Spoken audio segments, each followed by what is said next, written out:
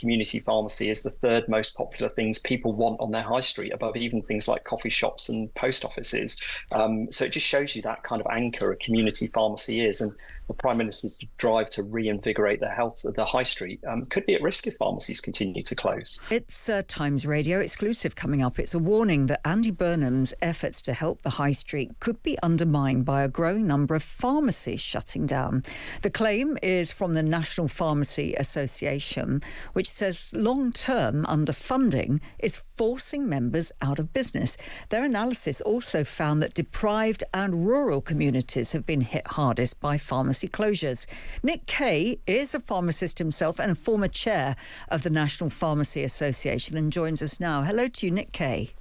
Yeah, hello. Thank you very much for having me on. Well, it's great. How many pharmacies do you run, or are you still concentrating on just one? No. So I've got pharmacies. I've got shares in pharmacies in Newquay, in Cornwall, and in Penryn, and also have an interest in a pharmacy in the Isle of Man. Actually, a completely different healthcare system. So lots of differences, but yeah, practicing, and we'll be practicing clinically and frontline tomorrow. All right. Well, look, those statistics that I read out make it sound as if a lot of pharmacists like yourself are getting scared for the future. What's the real problem? Yeah, so the real problem is that, since 2016, we've had chronic underfunding, and there's actually been 1,500 pharmacies closed. Now, that's a huge number since 2016. We have to recognise that the government has closed the funding gap a little bit in the last couple of years, of which is really, really welcome.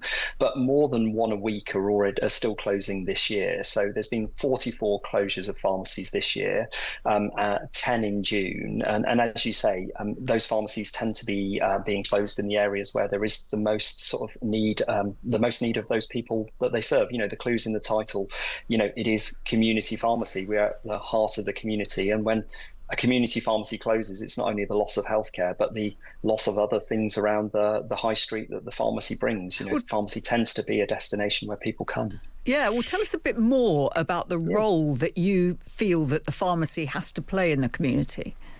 Yeah, so I had a lady who's only just retired. She held me when I was 4 days old. I'm 50 now, so you can really tell that you do have people that are embedded within the communities, and that is the strength of the pharmacy.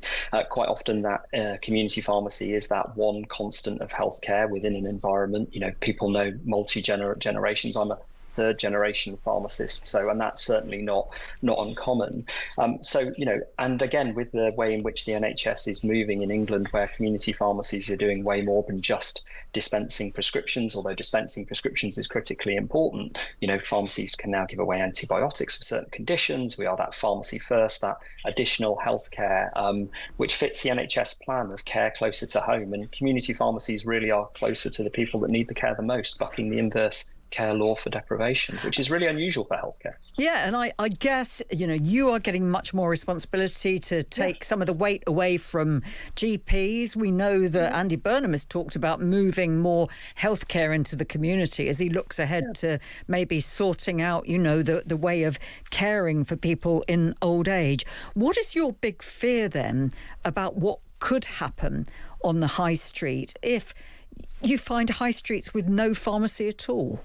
Yeah, I think that's really important. If you'd have told me in 1998, when I qualified, a long time ago, that, I'd be able to write a prescription, I'd be able to vaccinate, I'd be able to assess people's need for sort of long-term health conditions such as blood pressure, I'd have said, wow, what a journey we've been on. And actually, community pharmacy is the right place for people to have those clinical services, and people want those services closer to home. But, as you say, the government has said that it would sustain the community pharmacy network as part of all the things you've just described. But they're own independent analysis, which they did, said that there's a £2 billion pay gap, and we're at 56% of the funding we would need to run the community pharmacy network. And unlike other things, we still have to pay national living wages and increase in national insurance. But because for most of our members, 85 to 95% of their income comes from the NHS, we can't pass the cost on. So we can't increase the cost of a prescription. We can't increase the cost of a dispensing fee. We can't, put money on the things that sustain us the most. And some of that messaging kind of gets lost within it. So all that increase in funding, for which we're very grateful for, is kind of recirculating back into those other costs. So and when a pharmacy, sorry. No, carry on. Yeah, and when a pharmacy closes on the high street, it's not just the healthcare loss. I think the Convenience Stores Association said that a community pharmacy is the third most popular things people want on their high street, above even things like coffee shops and post offices. So it just shows you that kind of anchor a community pharmacy is, and the Prime Minister's drive to reinvigorate the health of the high street could be at risk if pharmacies continue to close.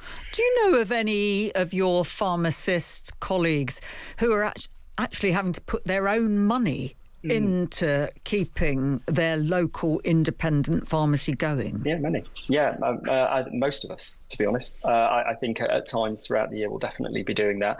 When I was chairing the National Pharmacy Association the beginning of last year, the hardest part was actually getting the calls from members going, I've remortgaged my house. I've not told my partner I've done this. I'm literally crying on the phone and saying, tell me when it's going to get better. Hundreds of thousands of pounds have been sunk in by individual pharmacy owners, basically subsidising the NHS to keep their businesses open because they care so passionately about the businesses that they own and the communities that they serve. So some of our data said at one point up to 80% of us were actually putting our own money in, which is really frightening, actually. And is it right? I think I've read that pharmacists are even having to raise their own pensions or borrow from family to keep their pharmacies running. Yeah, completely. So, remortgaging of houses, cashing in of pensions, borrowing money from family absolutely has been a story that we hear again and again, and is one that's genuinely heartbreaking. We want to have that more of that clinical role, but that financial pressure, doesn't disappear. It creeps into every aspect of your life, and just from a human being point of view, it's heartbreaking to hear those stories, but remarkably common, way more common than you would think, because community pharmacists are exceptionally proud of all of us. We put best foot forward, and when you walk through the door, that's not what you experience or what you perceive. Hopefully, and repeatedly, people get great healthcare, which is really important. Well, I can hear from you. I mean, the work that you do, and we know that people rely on a face-to-face chat with a local pharmacist or a chemist, as people would call them. Especially older people who might like to know that they can just discuss their pills and what they're taking. What then is your central message to Andy Burnham? You say you're grateful that some money has been put in. Yeah. You're not saying you've been left behind completely. You obviously want a bit more, but he's got an awful lot of calls on his time and on his funding. What is your message to him? So I think our central message is that the NHS's own analysis says that we're currently at 56% of the funding to run the community pharmacy network. We absolutely agree with his central messages that community pharmacy can help deliver that closer to home, closer to care. And the additional economic value of having a community pharmacy embedded in the high street fits all of his agenda. So he's promised as a government to stop community pharmacy closures and to make community pharmacy more resilient and to close some of that funding gap. All we want to do is, again, see that he keeps those promises. And what are your fears if more pharmacies go under? 1,500 pharmacies is a huge number, right, to lose. And actually, my worry is that both patient care will be affected, more demand will come onto other services, and people will lose that lifeline of care that they so rely on, with the knock-on effect to the high street and those businesses surrounding that pharmacy when it goes. Nick Kaye, it's great to talk to you this afternoon. Thank you so much for pointing that up. I think it's probably an area on the high street that maybe gets a bit overlooked. But Nick Kaye there, a pharmacist, a former chair of the National Pharmacy Association, with that plea to the Prime Minister, don't forget the pharmacy when you're looking at improvements to the high street.